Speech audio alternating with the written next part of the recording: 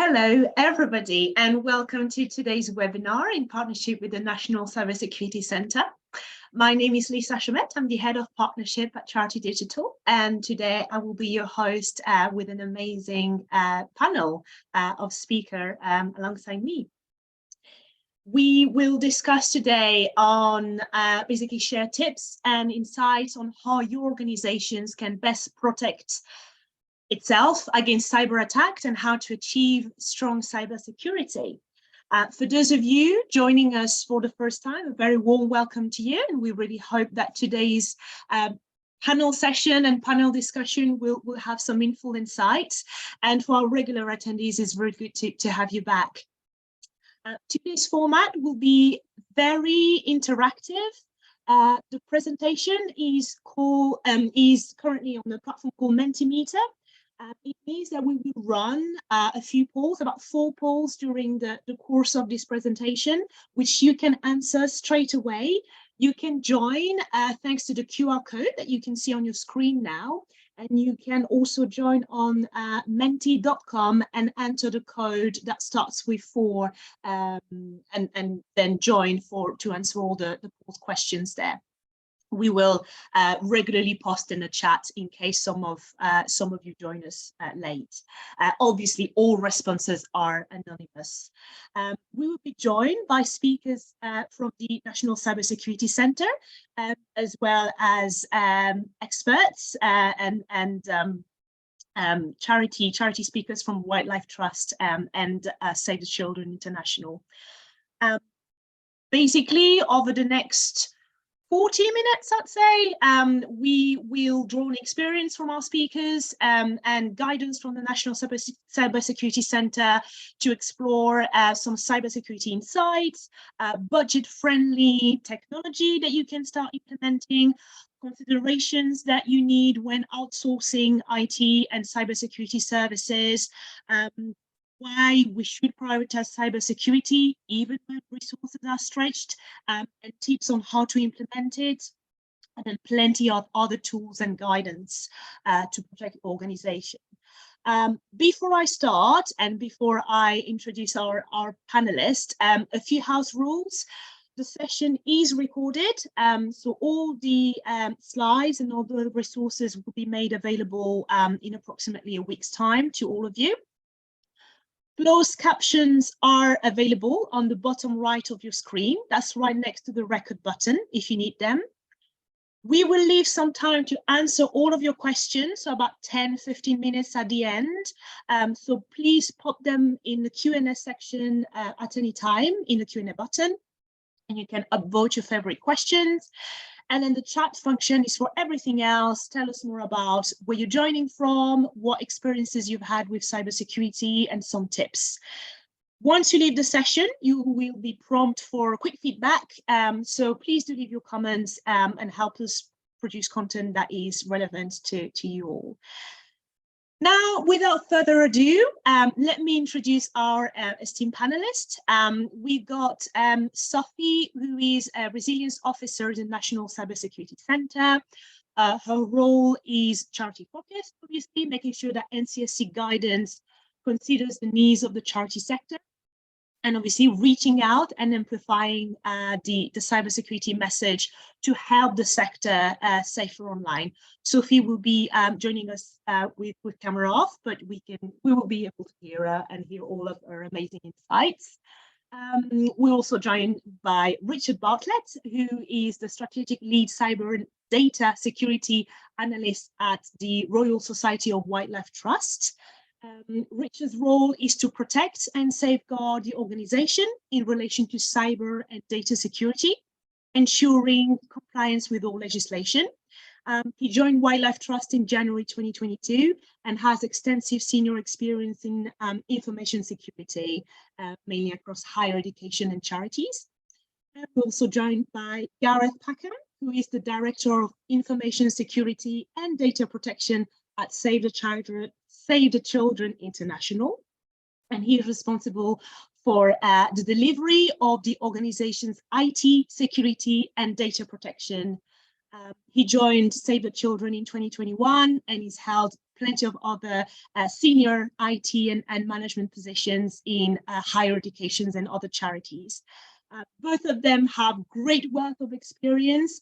They're fully aware that many of our attendees today may not have the same budget and same team size as Save the Children and Wildlife Trust, but there are loads of insight that they can share with all of us today, and that will help everyone be be more cyber secure. So very warm welcome to you all, and hello.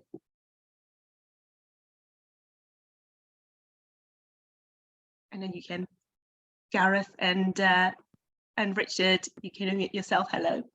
Hi everyone. Yes, nice to join you today, and look forward to spending the next hour or so with you talking about cybersecurity and how to manage that on a budget. Super, brilliant, and hi Richard as well. Hi everyone. And yeah, well, without further ado, let's dive in with this first question. Obviously, as you can all see, the cyber threat report was released recently by the NCSC, and that identifies some challenges that are quite unique to the charity sector. So, Sophie, if you wouldn't mind giving us a bit more background to some of the findings. Yeah, of course. So hello everyone. Lovely to, well, kind of meet you, meet your voices, or my voice. So yeah, the charity threat report is an updated version of a threat report that we had back in 2018, I think it was. So we're really pleased that we can produce this for the sector. So this report it was a consultation with experts from both the National Cybersecurity Centre as well as other government departments, and also some open source research. And it was written with the support of the Charity Commission. So it's really good that we've got the buy-in from that angle. And it kind of builds together what the kind of threat landscape is for the charity sector, and also the kind of key mitigations that we would recommend to help fight against those threats.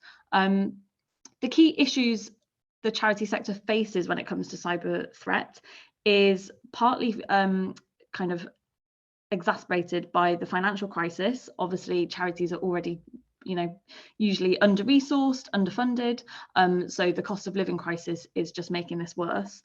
And there's also a huge increase in demand for services, as well as a reduction in kind of government and local funding as well. And because of this, we're seeing that charities are less likely to implement security controls than the private sector. They're also a lot less likely to have cyber insurance, which is obviously putting them at much greater risk if a cyber attack was to happen. And also, due to the nature of charities, there's more staff and volunteers that are likely to be using their own devices. So this makes it really difficult for charities to manage their security updates, and it therefore increases the likelihood of things like phishing attacks. And again, similar theme, there's a very high turnover of volunteers and staff because of the nature of the work. And so when we look at the culture of cybersecurity, it makes it quite difficult to build a secure culture and a positive culture around cybersecurity, and to train your staff and volunteers and make everyone aware of the processes.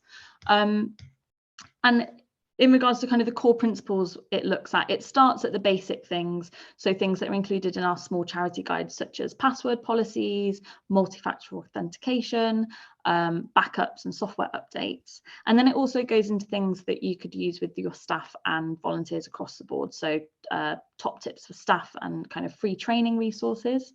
Some of our tools as well, which I'm sure we'll talk about a bit more later on, and also how to kind of get your board to buy into cyber. So yeah, hopefully that's kind of an overview of the threat report for you. Super. Well, thank you very much. And I think that it's already available in the chat section. So if you want to check it out, it makes for a very powerful reading. And obviously, so I don't know whether we can already run the polls, because basically we've identified a few risks, and it'd be great to hear from from our audience whether there's been anything that particularly resonates. So basically our first poll is, have you experienced a cyber attack, data breach, or a near miss in the past 12 months? You can select more than one option, and it will be very interesting to to see what's happened in the sector. I would also say that we've done a survey, I think it was last year, in partnership with the NCSC, where we also asked people if they, what their level was in terms of cybersecurity. And yes, we will also be able to share some of the findings with you later on. So, okay, good. This is a good start. No, two of our respondents have had no cyber attacks. Near miss. Okay, so that's already getting more answers. Richard and Gareth, whilst we're waiting for people to finish their answers, have you had a chance to read the NCSC cyber threat report? I have actually, and I think it's a very useful report. I sent it to all of my team within my information security team at Save the Children, and I also sent the link, but I produced my own summary for our management team and our senior leadership team at Save the Children, because I think it's often challenge for individuals like myself and Richard is making sure we don't go into too much technical language or jargon, and I think that report did a fantastic job of making very real cybersecurity threats very sort of engageable on a wide audience. So yeah, I thought it was a really good report, and a good way of summarising the current threats and also putting people in the right direction of what they need to do to address that. So yeah, certainly used it myself. Brilliant. And what about you, Richard? Yeah, we actually are sharing this with both kind of IT contacts across the Wildlife Trust, but also with trustees and senior management, because it's digestible by anyone. It's not overly technical. As Gareth was saying, we shouldn't be talking technical language to people who it's not part of their world. But the fact that it's got kind of the head of the NCSC and the head of the Charities Commission in at the beginning kind of sets the scene, and it gives it some gravitas. So yeah, I found it was very useful, and it's a good communication tool. Absolutely. Yeah, I really agree. And I think, yeah, we've got all our responses. So yeah, it's almost like 50-50. 12 respondents have been lucky enough not to have any cyber attack, but actually 9 have had a near miss. I don't know if Richard or Gareth, this resonates with what maybe you've heard from peers in the sector as well. Yeah, no, it's really interesting to see the results actually, and I appreciate everyone's honesty on this. As I'd probably say that having worked in information security and IT for 15-20 years now, I think it's very confident of people to say they haven't suffered one. I think there's sometimes actually about the unknowns within an organization. I think perhaps we could have worded it around that you are aware of, because I think there are things happening across networks of all sizes that actually are really difficult to detect, and that's what we'll come on to later. But really interesting to see so many people recognizing they've got near misses actually. Yes. I think being able to people reporting and being able to identify near misses are really important, because actually it's always far better to learn your lessons and make the appropriate changes from a near miss than it is when you've had a cyber attack or a data breach that's cost you money in terms of repairing systems or investigating or heaven forbid regulatory action. So yeah. Absolutely. And what's also interesting is that, well, nobody says they're not sure, so it means that people are also aware of what's going on within their organization, which is great. Do we have access to the second poll? I think we are to run a second one. Oh yes, about actually one key element of the cyber threat report, which was around multi-factor authentication. So the question is, do you use multi-factor authentication on your work account? And I'm pretty sure Gareth and Richard, this is an obvious yes for both of your organizations. But you'd think an obvious yes. Yeah, but for technical people, it's an obvious yes. So I work across multiple charities, in effect, because the Wildlife Trust is a federation of 47 charities. I'm employed by the Royal Society, and there are another 46 spread across the UK. And in some cases, it hasn't been the top priority for some people in the past. And we've done quite a lot of work to explain to people the value of it. effectively it is kind of probably the top control I would recommend to anyone. But for some people, for trustees who might be older, who may not be so kind of digitally capable, it can be more of a struggle, and there has to be more work done to kind of persuade them that this is necessary and to try and help them through the barriers. No, absolutely, Richard. Yeah, and yeah, well, I mean, we've certainly implemented MFA and had that in place for a couple of years now. But again, sort of the cynic in me, and it's interesting. It's fantastic to see so many people have implemented MFA. But I think sometimes what the challenge is in an organisation that increasingly uses cloud services are all of the applications and services that your employees or your volunteers are using.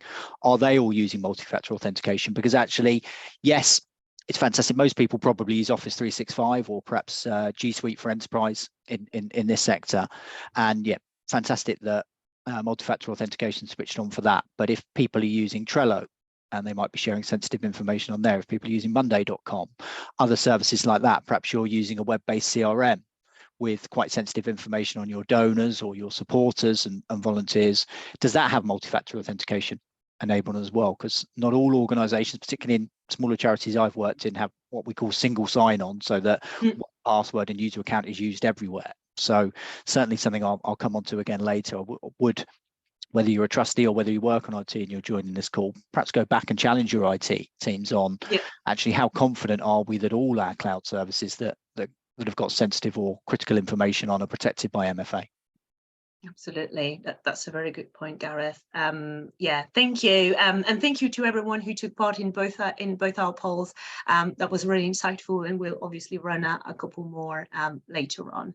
But then, yeah, essentially, based on our polls results and what Sophie has shared from the cyber threat report, perhaps Richard, you know, what are your main thoughts around, obviously, what could be seen as a daunting task, especially with no dedicated cyber or IT staff? Like, how could charities start implementing new processes? And obviously, we've seen that with MFA, but what of the others?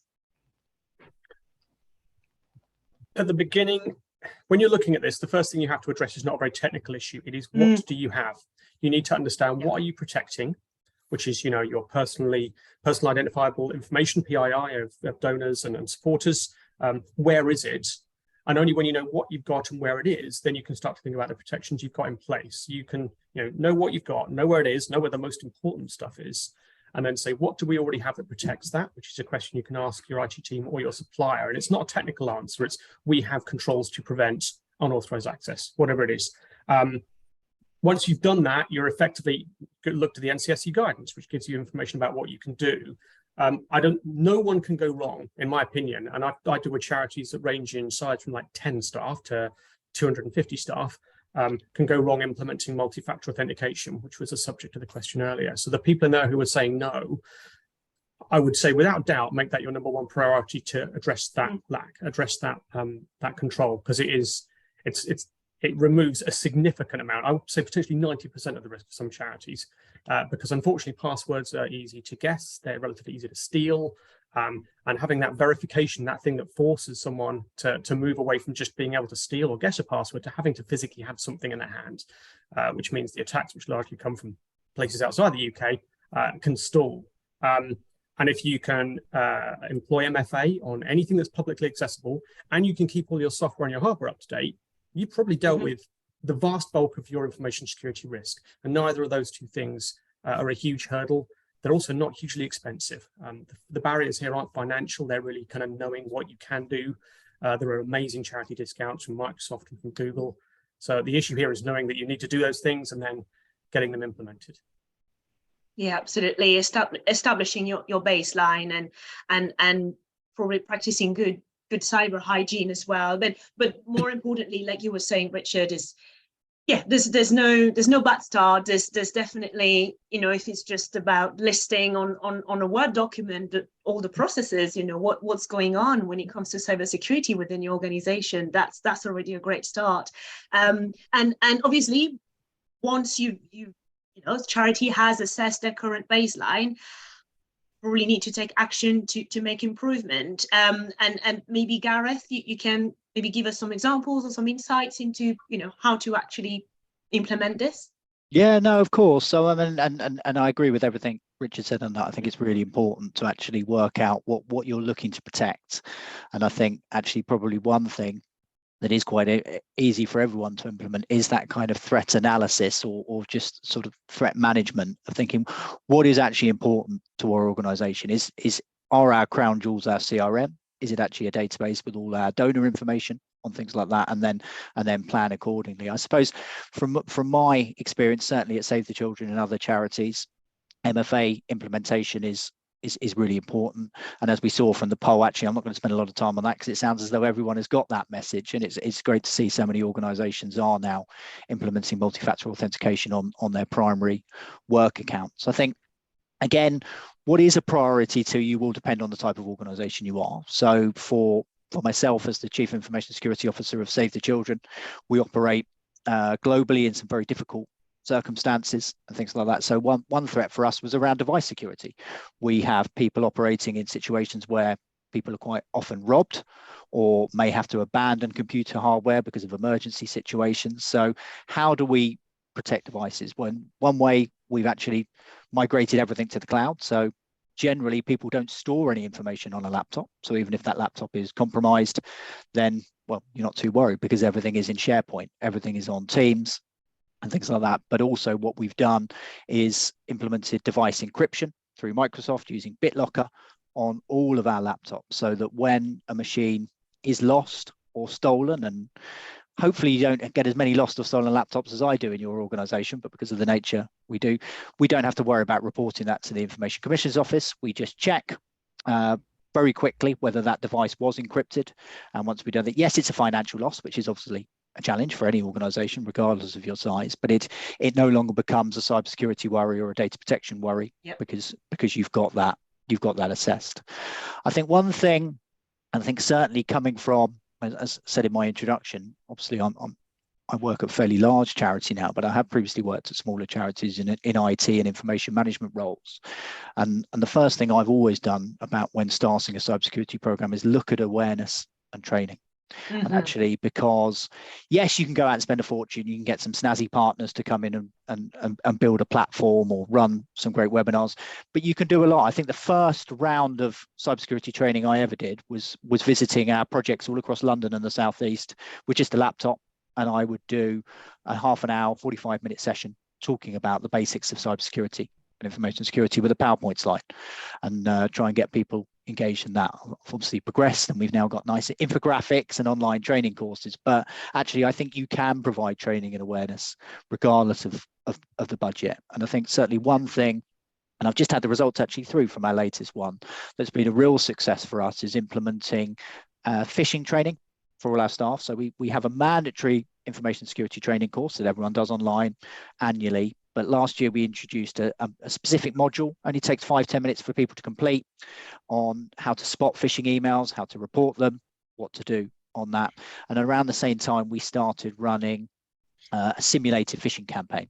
So actually us doing it, but sending people a link. Click on this link to reset your password. And I think most people are probably aware of what an ethical or a simulated phishing campaign is. And we monitor the results. So we look at how many people are clicking on those links, and we've seen a steady decrease over the last 2-3 years of the number of people that are being fooled by that. And I think partly that's because of the environment we're in, and actually even outside of work people are more aware of scams and things like that. The NCSC and the government do quite a lot of radio and TV and internet around that, but also I do like to think the training we're doing and the awareness work that we're doing has made an impact on that. And I suppose final thing that we've done on that about trying to make everyone feel responsible for that. We've appointed both data protection champions and information security champions in different business units across our organization, and really importantly, they don't all work in IT. They're not all in technical jobs.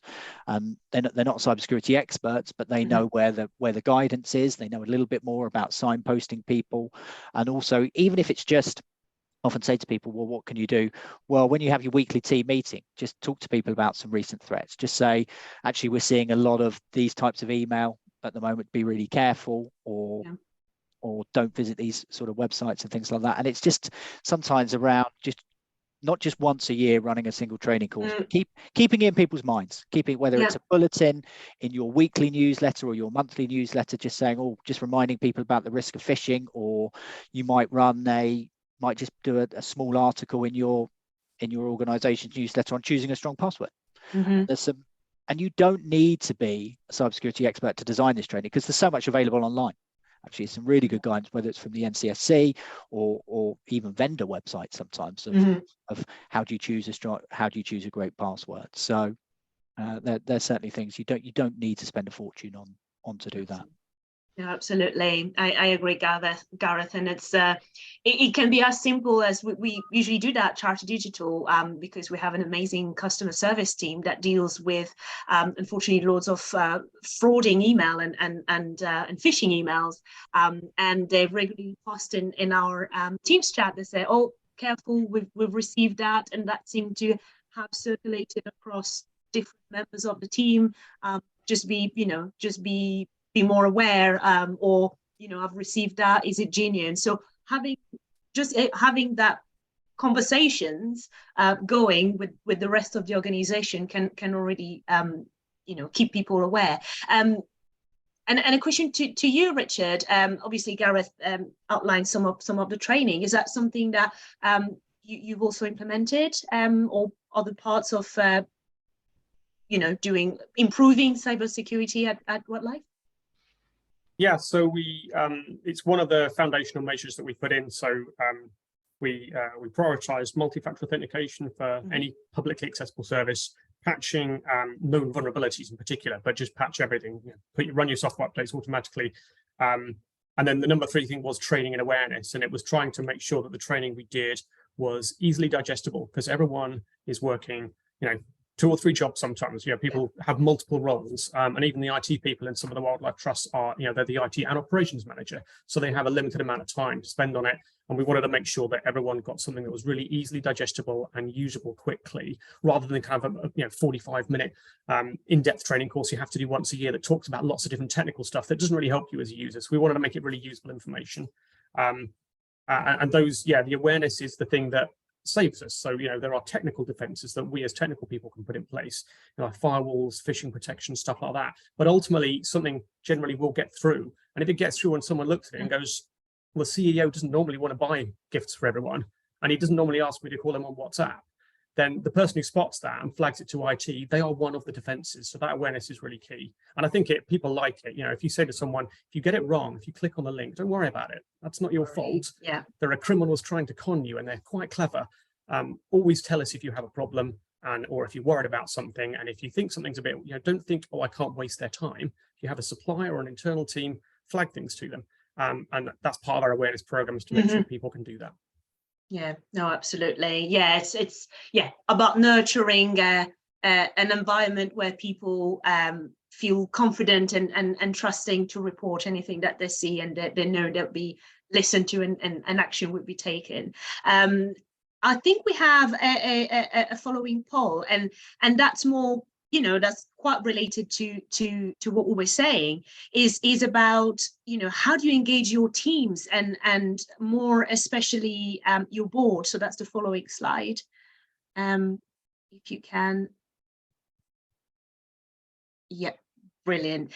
So we, we're engaging staff, but basically, how about the rest of the team and maybe more senior and leaders? So another poll for our audience, people thinking about those people more senior in your organization, how engaged are they with cybersecurity as a whole? And whilst people are answering, maybe Gareth, you want to share a couple of tips on how to engage them, senior and leadership team?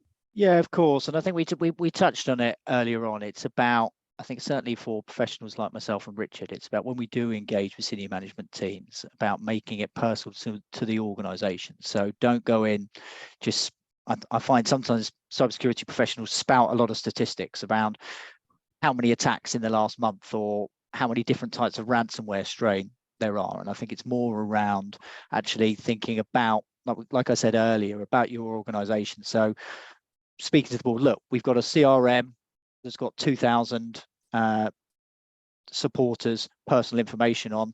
We have an enabled MFA for it. Can we have the money to do that? Or we've recently taken on 60 volunteers. We've given them all laptops, but we don't currently have any endpoint protection software, something like that. And I think it is making it more specific. It's about using non-technical language, making sure that your asks with regard to cybersecurity are tailored to your organization, rather than just, we need to spend money because everyone else seems to be spending money. And I think if you've done that kind of work, Richard spoke about at the start of, what do we have in the organization? What do we have that we're really worried about? And what do we have that we're worried about and we don't feel we're doing enough? And then using that as quite a solid business case, because actually the business case, effectively providing you have the money there, should sell itself in that case, because actually you've made it clear why we're doing this, and also what benefit that's going to have. But then I think, certainly from my experience in charities, I've worked in the private sector as well, and you'd often talk about shareholder value, or how's this going to improve customer relations. And I think it's really important when you speak to boards in charities, who should be, and I'm trustee of other charities, is about the work you do for your beneficiaries, for the people that your charity is helping, and actually the mission of your charity. And if you position your business case as we're protecting those people by doing this, I think you're then meeting both cybersecurity needs, but also meeting the mission and aims of your organization. So I think that's always been really important for me, and it generally works. And I suppose, actually, don't throw the baby out with the bathwater. Sometimes statistics can be quite useful, about, particularly if they're relevant to your sector. So if you've got good statistics on the number of attacks against charities, and that's why sending a report like the NCSC threat report, and then 2 weeks later asking for some more money, is a fantastic idea, because actually you're then showing people that there is a problem. It's not just affecting Sony or Facebook or anything like that. It affects organizations like us of all different sizes, and I think that's really important. Yeah, absolutely. You're very right, Gareth. So Sophie, do you also have, obviously from the threat report, or from speaking with other charities, do you also have other tips and insights that you'd like to add to Gareth? Yeah, so I think this is often a big question that we get asked by charities, is how they can get that buy-in from the board. I think Gareth has pretty wholly hit the nail on the head in terms of how you engage them. It's starting that conversation in a language that they understand. So thinking about it in terms of risk, as you would with your fire safety risk assessment, is to kind of treat that cybersecurity from that angle, and, like I say, in a language that they can understand. So thinking about what's important to them and why, make sure that you're reading the charity strategy, so you understand the entire organization's strategy, because ultimately the trustees and the CEO have got oversight of the whole organization, so they can make the decisions about risk proportionately. And also, just to kind of reiterate what Gareth was saying about the beneficiaries, and also the services on the ground, because ultimately, charities are very limited with budgets and resources. So the crown jewels are really important. So identify what those crown jewels are. Is it a service that you're providing to a young person? Is it a helpline that you're running that people are relying on day in, day out? What are those crown jewels that your charity is ultimately centered around, and how you can best protect those? And then what the impact is. So if you were hit by an attack and you couldn't pay your staff, how long realistically are your staff going to stay with you if they're not getting paid because your banking system isn't working? How long can you run without your Outlook calendars? How are you managing your staff resources? If you're scheduling one-to-one sessions, for example, how long can you do that on paper? And also, another thing to consider is who is aware of cyber on your board, and your senior members of staff. So, get yourself an ally, talk about it together first, look through things like, we've got the toolkit for boards on the NCSC website, and also the charity threat report. Have a read through that together and kind of think up your methodology from that point, and then open up that conversation with the board from there. Yeah, absolutely. No, I completely agree. And actually, bouncing on Sophie's response, Richard, obviously many of our audience members here will have had a look at many tools out there to choose from, and it can be a bit confusing to many of us, even the most experienced. There are a few issues or technology that can pose some headache for charities. Are there a couple of myths, you know, that you would like to debunk or reassure our audience about? Yeah, there's and this is something I noticed when I first kind of moved into cybersecurity. I previously worked in IT, you know, general IT provision and IT service. There's a lot of very macho and kind of militarized language around it. It's all about the kill chain and threat actors, and it sounds very intimidating and very daunting. But the bulk of the things that we're worried about in the Wildlife Trust, and probably most charities, unless you work in kind of conflict areas, you know, which Gareth does to some extent, you're worried about not, you know, the Russian state or the Chinese government. You're worried about bog standard financially motivated cyber criminals. It's just the kind of people who will walk down a street at 3 a.m. in the morning, trying every door until they get into a house and nick the keys, or the person who, you know, smashes your car window to nick their phone you left on your passenger seat. They're not particularly advanced people, and salespeople will try and scare you and kind of say, "Oh yeah, you need to deal with this advanced persistent threat actor." Well, no, you just need to stop the kind of the dumb criminals who are putting out that most of them don't even know what they're using. They're buying tools to do hacking and just using tools. So they're not particularly well informed. They're not all programmers. So I think if you can recognize that the threat to you isn't overwhelming, it's actually quite mundane sometimes, and you just need to put some fairly reasonable basic controls in place, and you'll deal with a large amount of your risk. And I think that goes against kind of what vendors will try and do, because they want you to spend as much money as possible. You really don't need to, because a lot of these people are not particularly bright.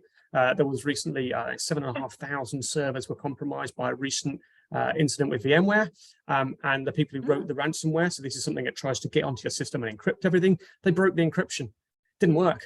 So 7,500 systems, you can get a free decryptor, and it's just because they got it wrong. They didn't code it right. So, you know, these people aren't masterminds, and you don't have to be a mastermind to deal with that threat. You just need to get the fundamentals right.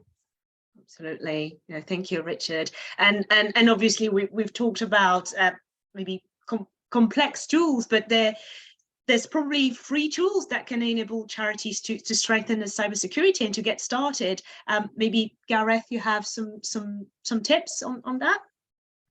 Yeah, of course. So yeah, I mean, there's hundreds of different open source and freely available tools for different aspects of that. I mean, obviously, always use caution if you're going to secure large parts of your infrastructure with a free or an open source tool. Make sure you're aware of the limitations of that. But simple things, if you've got people in IT that are also dealing with information security incidents, or they're being sent attachments from people that say, "Oh, is this phishing? Is this got malware?" You don't need to, but you can buy very expensive solutions for malware analysis that cybersecurity professionals use. But something like VirusTotal website, that's freely available for people to use, and they can upload attachments onto there. We use a tool called Joe Sandbox for a similar type of purpose, that you can actually screen to see if the file is malicious or is trying to leak data from that, and that has a free version of I Been available. I've long been a user of the Have I Been Pwned website for getting people to think about what passwords have been compromised. I know that sort of functionality is now built into quite a few different services that will automatically tell you. There's some really good free password management tools, so password vault tools and that. And I personally use 1Password, and I have a paid version for that, but actually that's because I use some of the added functionality, but the free version is very good.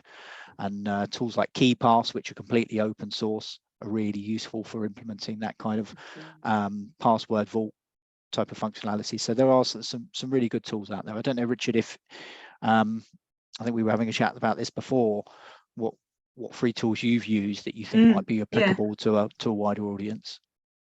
Yeah, so I can, and I'm not a vendor, so this isn't a vendor plug, but one of the things charities should know is that you can get free stuff from vendors as well. So you can get tools that are commercial tools that are widely used, but you can get those either very heavily discounted or free. So both Microsoft and Google will provide you, certainly with the basic cloud services, with multi-factor authentication enabled for free for a number of your staff. I think Microsoft will provide what's called the E2 license for up to 300 staff and all volunteers. So they can all have Word Online, Outlook Online, and all of those tools with multi-factor authentication for nothing. And then after that, you can get more advanced tools also for free. So the kind of the top tier of Microsoft licensing, which is either called an E5 if you're a big charity, or Microsoft 365 Business Premium, you can get 10 licenses of that for free. And that has not just multi-factor authentication, but very good antivirus. It also has the ability to manage your devices, because a lot of people now aren't in offices, so it has Intune built in. So always check with your vendor, what are the charity discounts, what's the free allocation available, and push and put pressure on them, because you work for societal good. So and you have limited budgets, so you should always try and push that. And then there are things, if you do have an IT team, and this won't work in a conversation with a vendor, but if you've got your own team, one of the things that I've developed internally at Wildlife Trust is we wanted to have some logging and monitoring solutions. So it's looking at all the logs, because there's logs being generated all the time by all the systems, but no one looks at them. So we wanted a way of bringing that all together. We did use in the end a Microsoft solution, which was very low cost, but you can find an open source tool, which is called the Elastic Stack, or the ELK stack, because we like weird names in tech. But that's basically a set of free and open source tools that you can use to pull all your log data in, and then you can use that, your IT team can use that to kind of have a look at what's going on. So if something weird happens, they go, hang on a minute, let me look at the ELK stack, and they go, oh yeah, looks like 2,500 attempts to log onto accounts just happened in 2 minutes, and that's not normal. And then they can track it back from there and take steps as required. So it's also worth looking at. Yeah, and just on that, actually, it's just made me think that probably not for some of the smaller charities on the call, but there's a security information event management solution called Splunk, SPLUNK, that some people may have come across, and they actually have Splunk for Good, and they will give a free instance of that. It's probably wouldn't, if you're not doing anything around cybersecurity, I probably wouldn't start by implementing a SIEM, because it can get quite technical and it can get quite all-consuming. But if you are at that next stage and you're looking at SIEM tools like Microsoft Sentinel or QRadar and things like that, Splunk for Good is well worth a look. And actually, if you're not huge, you may find that you never actually have to pay, because you get a certain amount of data storage within that. Obviously, there's a bit of configuration required. And then just finally on this, before we close on this question, one thing I found, certainly in a charity I worked at before, that was quite useful, is if you approach some vendors for penetration tests or vulnerability assessments, and say you're interested in is something you've been told you need to do by your auditors, a lot of them will actually do an initial one, because they want to win your work. They'll do an initial, might be 10 IP addresses or one web application, absolutely free, no questions asked. You obviously then have to put up with numerous emails afterwards trying to sell you things, but you can get a professional, top quality pen test for free often on those. So well worth recommending. I actually met our compliance needs for over a year doing that for in a previous role, getting free pen tests. Absolutely, yeah. So we have a strategy tool. We've worked with Splunk in the past, so that we've created some content together around that. So so that's good to remind us of that. Obviously, in addition to free tools and to easy tools, many organizations will be outsourcing some of the cybersecurity activities. Where do you both see value in the managed service providers? Maybe Richard, in a few words.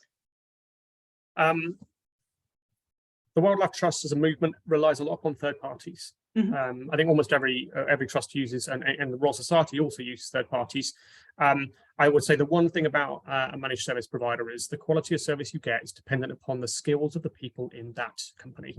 If they are employing good technical people and cybersecurity people, you will get a good service, and you can be assured that your security is taken care of, but not all of them do.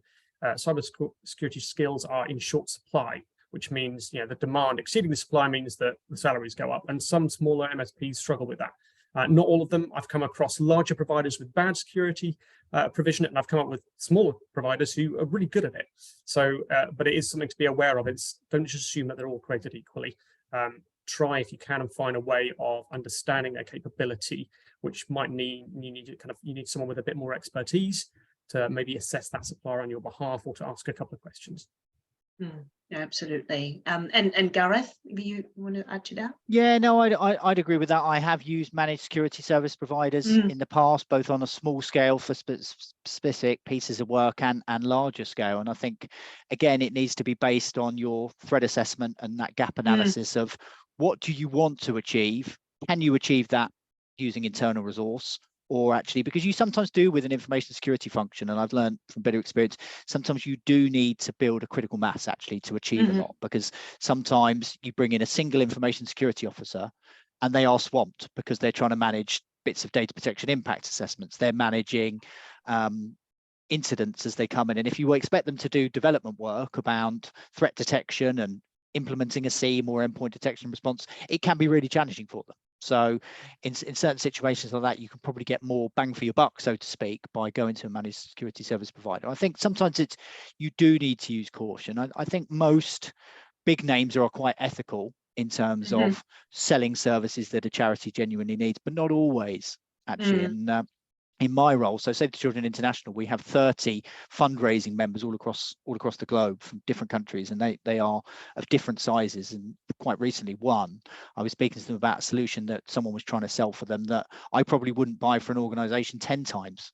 their size in terms of the functionality. It's not fraudulent because it would work. They just didn't need it. They didn't need a lot of the functionality they were being told they did. So I think if you can, whether it's a peer in another organization, if it's this sort of group or something like that, if you're not sure, just reach out to any communities you're on, just to say, look, we're thinking about getting this, if people use them or people think this is what we need.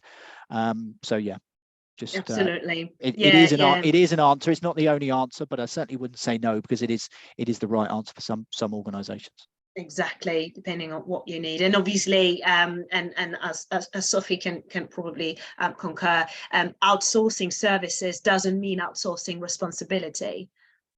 Yeah, absolutely. So, look really carefully when you're outsourcing. What exactly are you outsourcing? As the guys say, what can you do internally?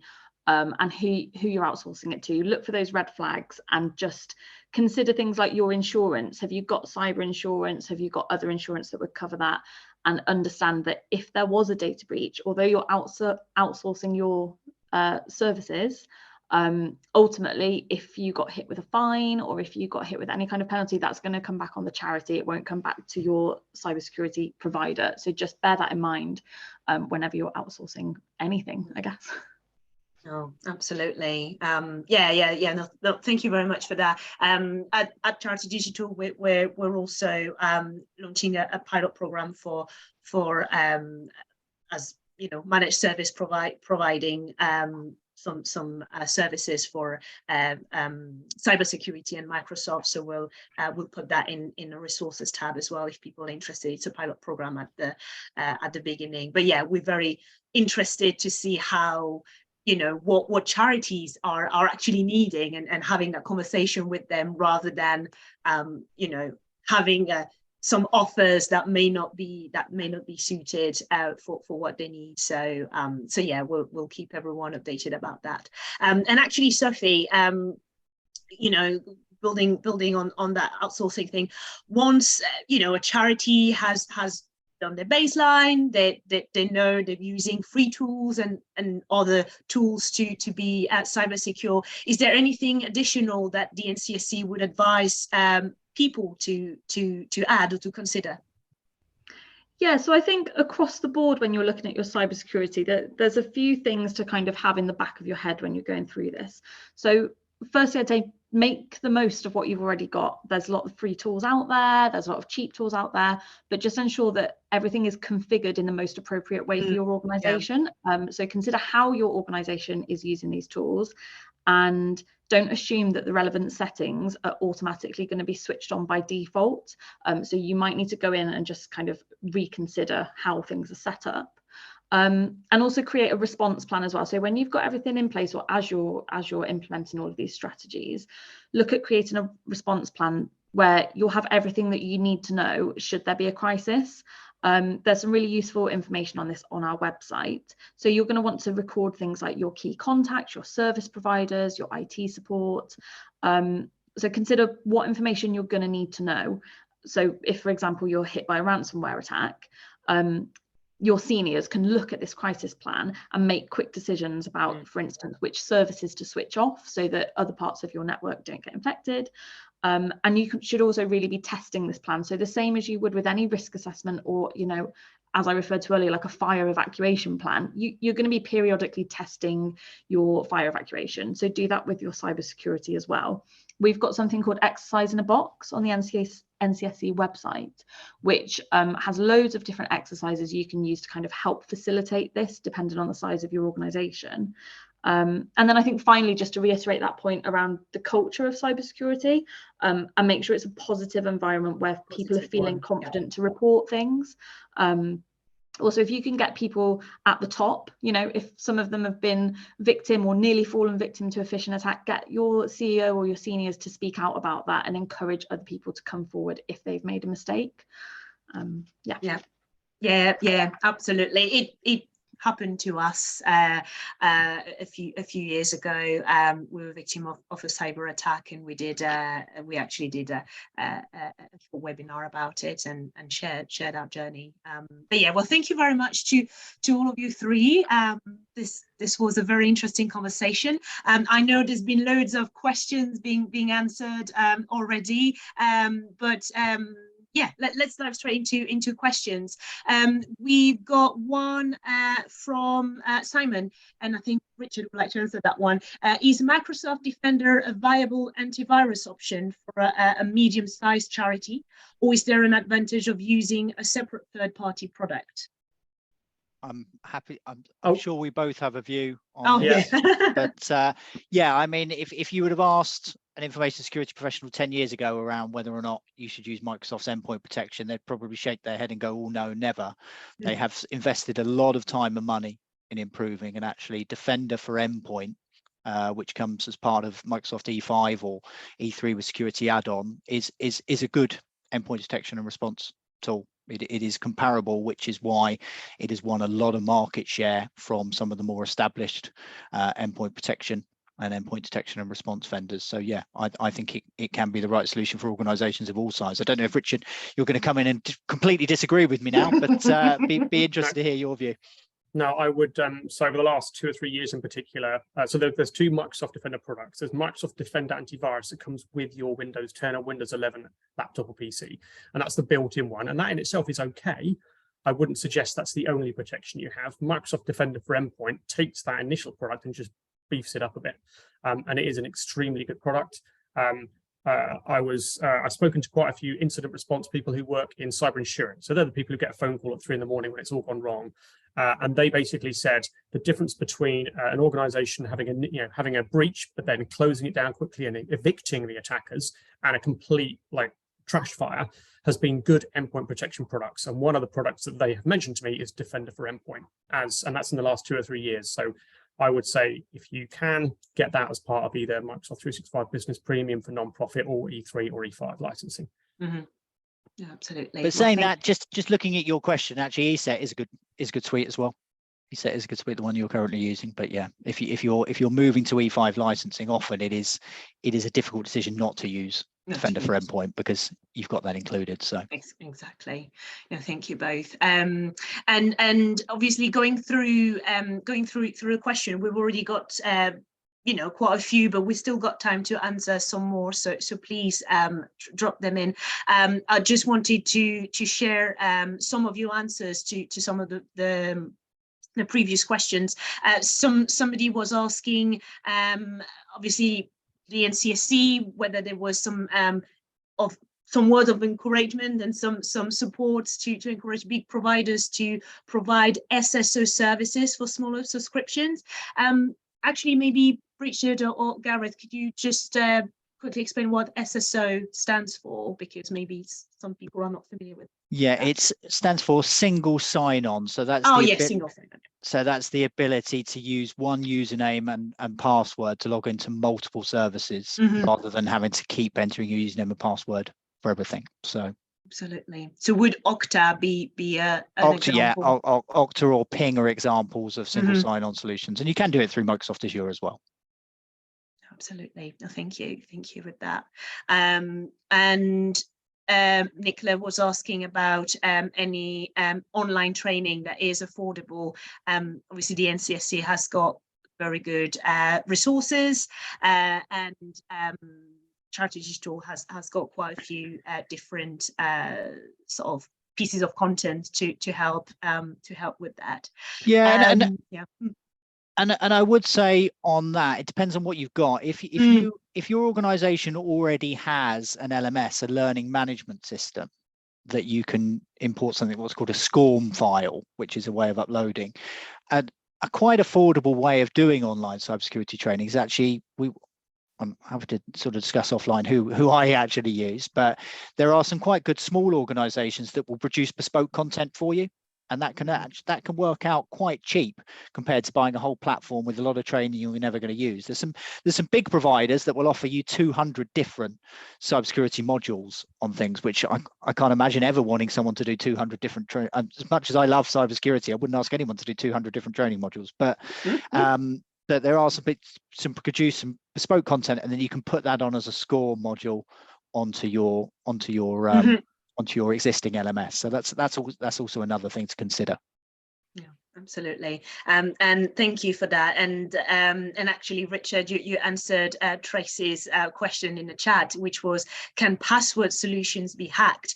And the answer is yes. I didn't know about that one. Richard, I don't know if you want to elaborate. I would echo Gareth's recommendation from earlier. I use 1Password. And you might say, well, a lot of them have been hacked. They can all be hacked. There are fundamental kind of design and architectural differences between 1Password and some of the solutions that have had an issue. So I've picked it for that reason. And I find that a lot of people who know a lot more than I do about programming and architecture also picked it for the same reason. So there's no guarantees. And that's one of the reasons why multi-factor authentication is really important, because if they've got your password, they don't have your phone necessarily. So it's just another thing that reinforces the requirement for MFA and similar technologies. And I think it's an interesting one around that, because I have been wary about recommending password managers in the past because of that exact nature, that you sort of all the eggs in one basket. But actually, if the alternative is that you're going to have people using the same password across all their accounts, so that they use on Facebook, that they use on their work account, that they use on an online thing, actually, I think you're far better, because we know password spraying attacks, as they're called, where people steal one password and then they use it on multiple different systems. So I still think, providing you do your research and you use a good system, it's worth. Everything is a risk, but I think actually the benefit outweighs the risk in that sense. Absolutely. But yeah, no, thank you very much both. I think we have one last question for our audience. Oh no, sorry, we reached the end of the presentation. Yeah, I think we had another question, which was the aspects of cybersecurity that you or your organization would benefit from learning more about. So if people want to vote on that, and whilst people are voting, maybe Richard, if you could just, maybe, if an audience member wanted to invest time or money in one service or process, what would it be, according to you? Well, based on what I was talking about earlier, what incident response people have told me, if I could only do one thing, it would be putting in good endpoint protection. Endpoint protection, yeah. Because it's the thing that will save your bacon when everything else is burning around you. And it doesn't have to be very expensive. It really, unless you have, and if it's very expensive, you've got hundreds of laptops, which means you're a much bigger organization and you should have a larger budget. Absolutely. How about you, Gareth?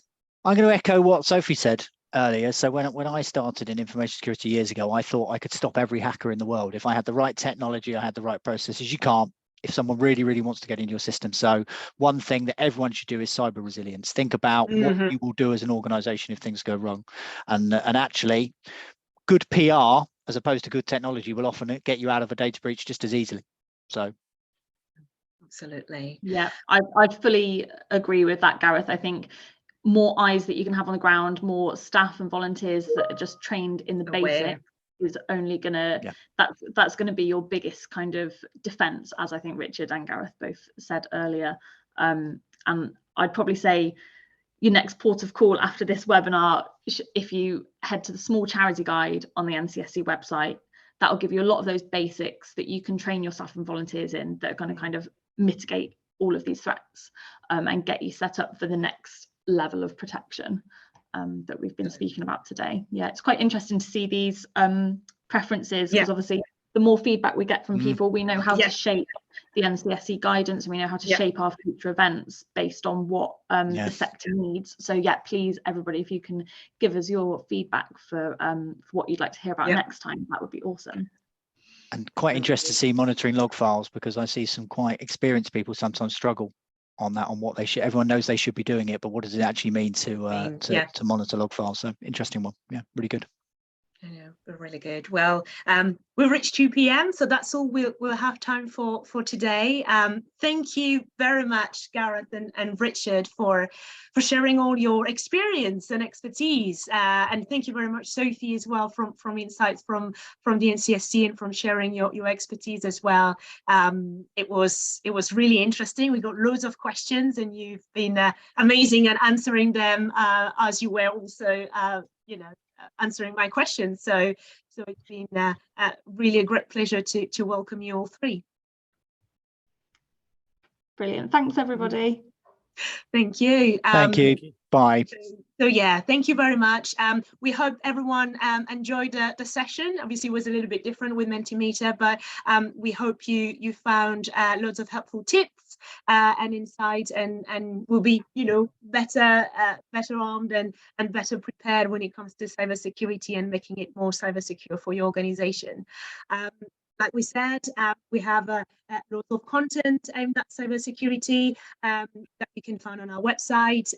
We're also going to launch a pilot program for managed service providers that you might be interested in, and we have a couple of endpoint protection software at charity discount rate available, namely Avast and Bitdefender and Norton. So we hope that all of that has been helpful, and we're looking forward to welcoming you all again very soon. Thank you.